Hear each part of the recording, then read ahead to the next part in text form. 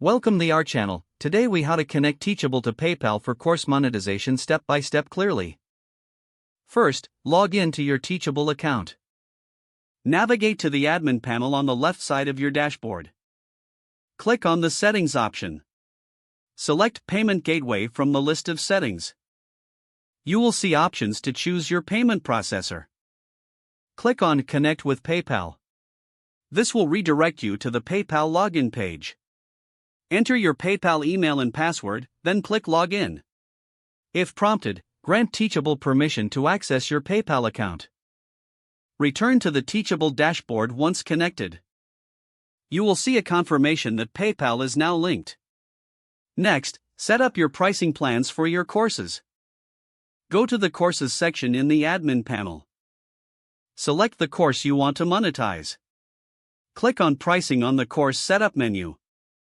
Choose the pricing model you prefer. Fill in the necessary details, including the course price. Make sure to save your changes. Your course is now set up to accept payments via PayPal. Test the payment process to ensure everything works seamlessly. By following these steps, you can effectively monetize your courses on Teachable using PayPal. If the page does not load, refresh the browser or try again in a private or incognito window. Make sure you are using the correct email address, then retype it carefully to avoid small typos. If your password is not accepted, use the reset option and create a new strong password you can remember. Check your spam folder for verification or security emails, then complete any requested confirmation steps. Enable two-factor authentication if available to improve account security and reduce unauthorized access risk.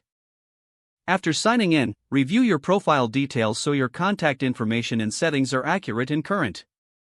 If you see an error message, note it down and try again after restarting your device and internet connection. Log out when you finish, especially on shared devices, to keep your account and payment information secure. If the page does not load, refresh the browser or try again in a private or incognito window. Don't forget to like this video and subscribe to our channel for more step-by-step tech guides.